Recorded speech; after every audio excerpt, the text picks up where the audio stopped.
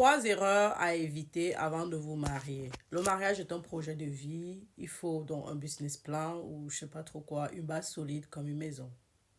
La première erreur, c'est de ne pas parler des finances. Vous devez parler des finances, comment vous allez gérer les finances. Ceci dit, la femme va travailler, il faudra savoir si la femme va travailler ou pas, si elle sera seulement la femme au foyer. Mais je dirais que la femme doit toujours travailler, même si c'est un seul jour la semaine ou c'est 2 jours, pour son épanouissement et pour l'équilibre de la famille. Parce que quand elle sort, elle rencontre de nouvelles personnes et elle s'épanouit psychologiquement et par conséquent, cela a un impact sur l'équilibre de la famille. Parce que si tu es heureuse, si tu as de bonnes ondes, tu vas les transmettre à la famille. Mais si tu es enfermée à la maison, tu vois les mêmes personnes et tu vis ta vie de solitude ou alors tu es barricadé là, tu seras tout le temps nerveuse et naturellement, ça va impacter sur l'éducation des enfants et sur l'homme aussi. Donc, il faudra donc savoir si la femme, il faudra donc établir si la femme va travailler ou pas. Et comme je l'ai dit, je vous ai déjà donné mon conseil. Maintenant, quand je parle de finances, je veux dire, il faut établir qui paye quoi, quelle facture revient à qui dans la maison. Oh, selon le modèle africain, c'est l'homme qui gère tout. Mais on ne peut pas faire 50%, 50%. Si vous pensez ainsi, vous ne serez pas heureux. Pourquoi? Parce que si l'homme a trop une charge financière, si l'homme a une charge financière énorme sur sa tête, il sera stressé, il en ira moins, il sera de moins en moins de bonne humeur et ça va impacter sur l'équilibre de la famille. Regardez, en tournant, on revient sur l'équilibre de la famille et celle des enfants. Donc, moi, je vous conseillerais d'avoir des comptes en banque pour X, Y. Ça veut dire que quoi? Vous avez chacun vos comptes bancaires. Que la femme travaille ou pas, qu'elle ait un compte bancaire. Ou le Momo, je ne sais pas ce que vous utilisez dans votre pays de résidence. Dans chaque compte, vous avez vos argents. Maintenant, vous désignez que telle charge-ci appartient à telle personne en fonction de son salaire. C'est une charge fixe ou alors une charge variable.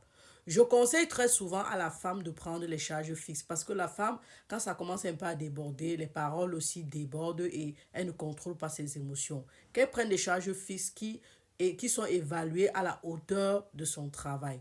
Maintenant, si la femme est en maternité, elle va recevoir une somme d'argent peut-être qui ne sera pas équivalente à celle qu'elle avait. Ou si elle ne travaille pas du tout, ça fait toute la différence. Peut-être si elle fait un commerce, tout dépendra aussi de son revenu. Donc, il faudrait que vous vous asseyez, que vous établissiez qui va faire quoi et comment en fonction de vos revenus avant de vous marier. Si vous ne le faites pas, votre mariage ne va pas durer longtemps. Et si ça dure longtemps, ça veut dire qu'une personne est en train de se sacrifier dans ce mariage. Et ce n'est pas le mariage, ce n'est pas le bonheur. Tout le monde a droit à l'épanouissement. Maintenant que vous avez fini, si vous avez décidé des comptes bancaires, qui fait quoi, vous avez créé un compte d'épargne avec deux compte d'épargne à 2 signatures, ça veut dire que personne ne peut prélever. Pour qu'une personne prélève, il faut la signature de l'autre. Ça évite moins de problèmes. Mais aussi, ça fait à ce que lorsque vous avez divisé les charges et que vous avez gardé de l'argent, chacun maintenant aura une somme d'argent qui lui revient à lui, c'est-à-dire dans son compte personnel. Et dont l'autre n'a pas le droit de regarder cet argent-là parce que ça ne t'appartient pas du tout. Ça ne t'appartient pas, tu ne regardes pas. La personne fait de ça ce qu'elle veut.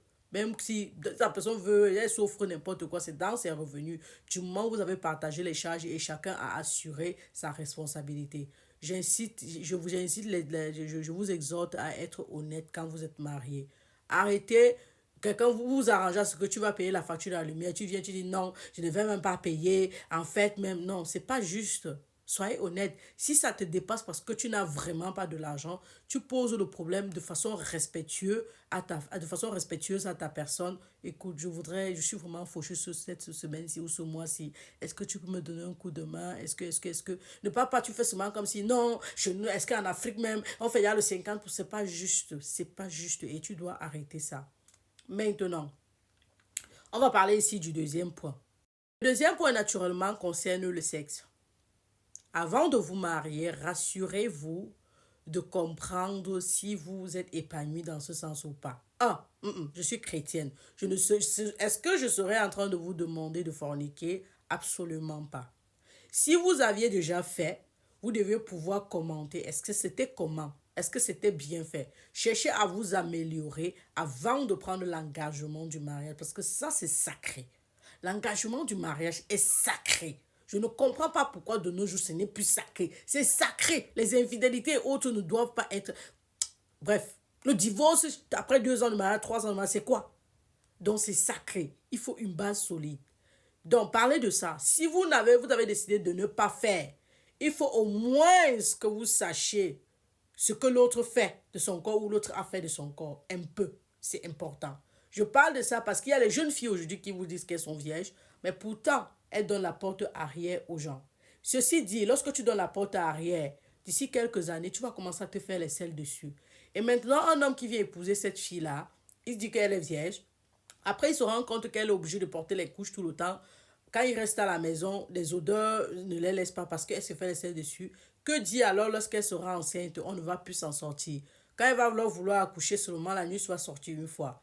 Alors là, il y aura les regrets, il y aura le divorce. Le divorce va toquer à leur porte pour les infidélités à répétition. Donc, il faut savoir ce que l'autre fait de son corps.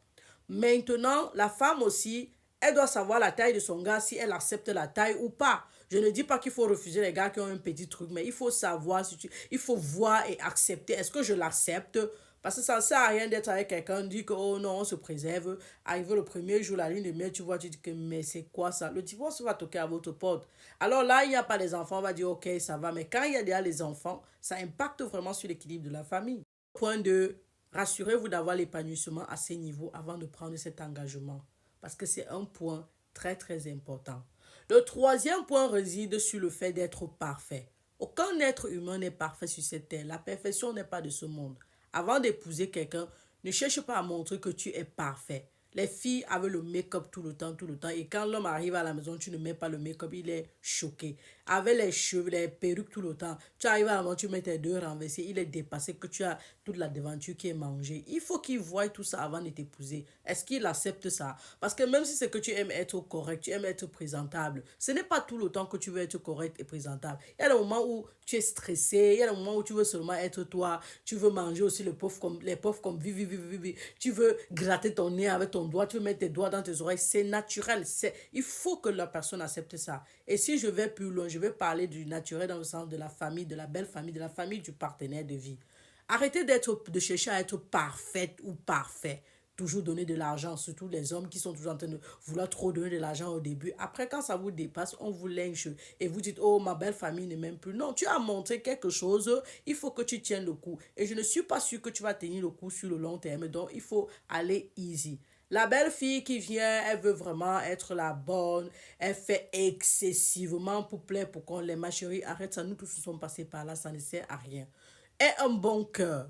Sache rendre service aux gens. Si tu vois une tâche à faire, tu le fais avec ton cœur, sachant que demain, même si après 5 ans de mariage, tu vas pouvoir refaire la même tâche parce que tu le faisais naturellement.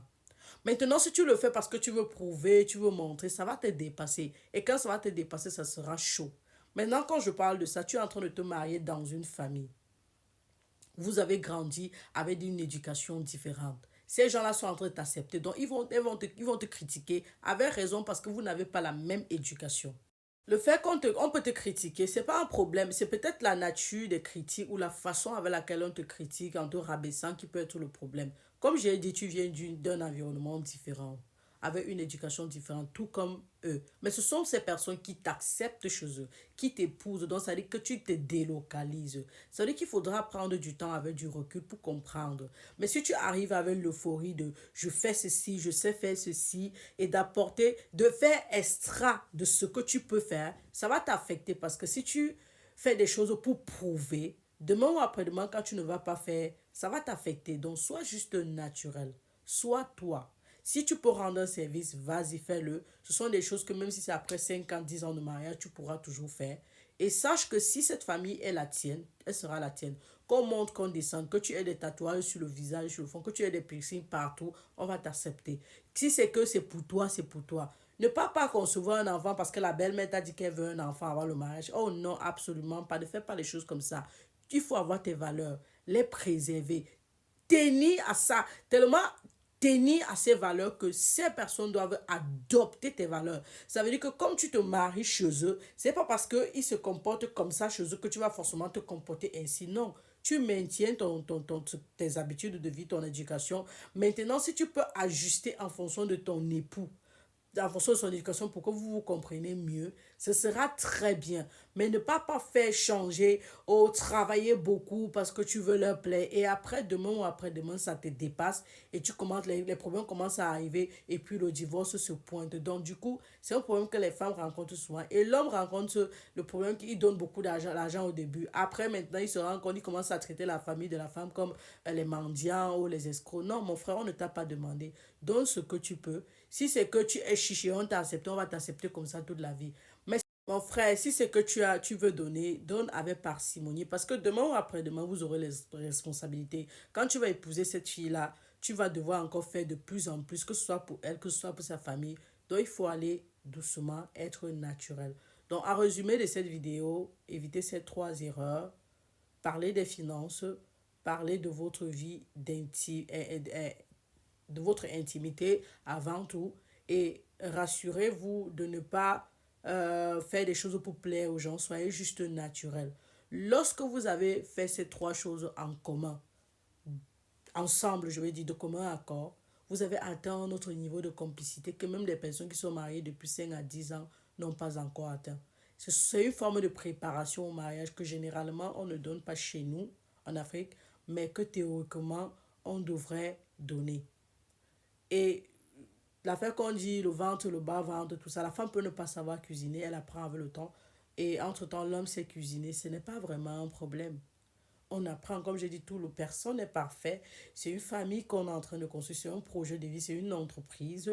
On commet des erreurs ensemble et on les repart. Mais les erreurs financières, en termes d'erreurs financières, vous êtes marié, il y a une personne qui est plus économe que l'autre.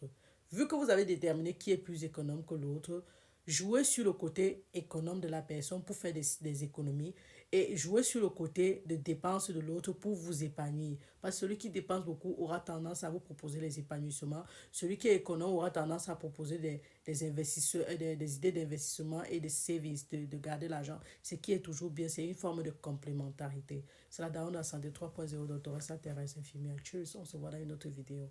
Si tu peux me dire ce que tu en penses dans cette vidéo, ça va me plaire. Est-ce que tu étais sur le point de te marier et tu ne le savais pas? Ou alors est-ce que tu te mariais sans corriger ces erreurs et